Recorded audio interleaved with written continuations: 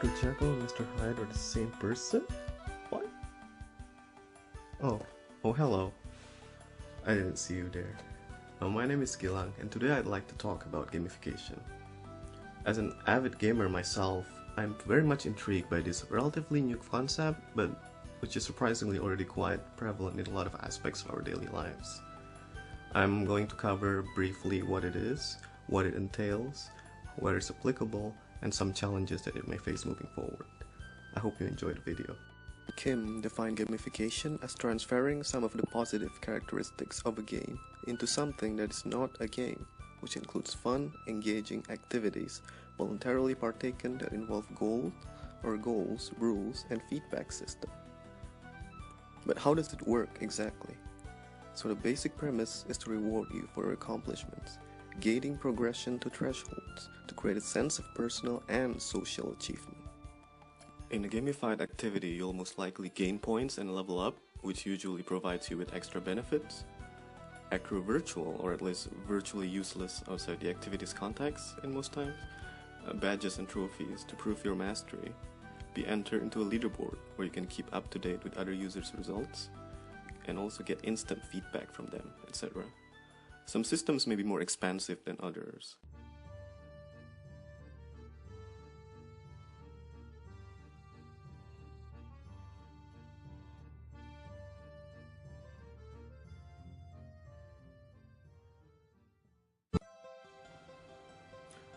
Smartphone apps are definitely a good example to start. Like, we're all familiar with the running app or the tourism app, or any app really that allows you to interact with other users and gain prestige points when you do things related to that topic. And we can consider social media like Twitter and Facebook in that category as well. But gamification is certainly not limited to that, nor does it necessitate an online or digital platform to work. Gamification's widespread appeal actually lies in its ability to make everyday things that would have been fairly mundane and boring and repetitive considerably feel more exciting and meaningful. On how to design a good gamification system, Kim considered three aspects: clear goals, user types in your target group, and other variables that can affect game use patterns such as gender, age, and cultural background. Robson et al. Divided them into 4 types according to their engagement or player participation rank, and immersion or their player connection rank. And from top to bottom, they're performers, apprentice, spectators, and observers. So ideally, you'd like your participants in a gamification system to all be performers. Hunicke et al. Also discussed what's called the MDE framework, which is the trinity of mechanics, dynamics, and emotions that made up a successful game design, which are then applied into a successful gamification system. The mechanics involve instructions of the game, specifying its goals, rules, and prescribed playing sequences. So as a result, most of the time they rarely change and they've been set from the beginning. While the dynamics is the interpersonal result of following, bonding, or breaking mechanics. So this emerge after the start of play, and as a result, they are harder to predict and can change over time. And finally, emotions are the affective states, which are formed about the mechanics and dynamics, and they occur, individually within the players.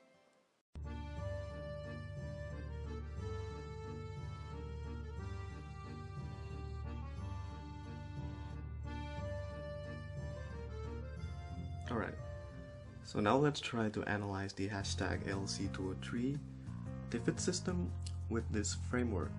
So let's see, the mechanics revolve around making and posting unit-related materials on Twitter throughout the trimester. Secondly, the dynamics. It's friendly, it's mostly competitive, but it can be collaborative at times as well. And finally, the emotions, right? So yeah, it incites emotions like joy, pride, excitement, frustration sometimes. So it checks out. Faiella and Ricciardi, however, suggested that compulsory gamification may prove to be counterproductive to intrinsic motivations. Not everyone enjoys competing with others, especially being socially compared for it, nor willing to commit to the gimmick, so to speak, in a long run. When you consider it that way, you can make an analogy to the old carrot and stick approach, in which, there's not really any stick. So what if you don't really want the carrot? So that's a dilemma right there. So moving forward, aspects that need to be considered are the element of choice and continuous design improvements to keep things fresh. After all, gamification is really about increasing productivity and maintaining engagement levels at an all-time high. Well, that's it. Thank you so much for watching the video. I hope you guys enjoyed it and able to learn a thing or two from it about gamification. I believe it is a very fun process, and it's something that will go far in the future, as technology develops especially.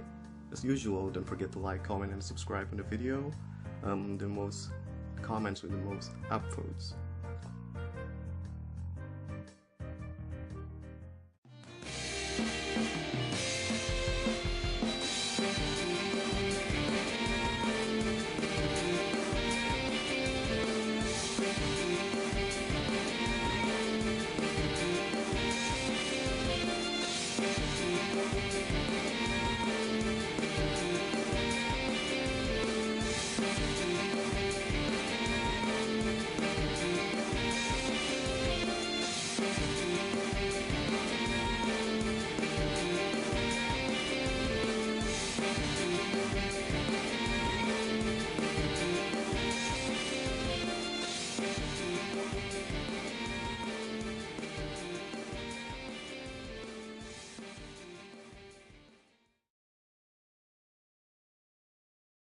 Based on the personality types of the players, first we have what's called the achievers. These people consider gaining points and rising in levels as their main goal. And we have the explorers.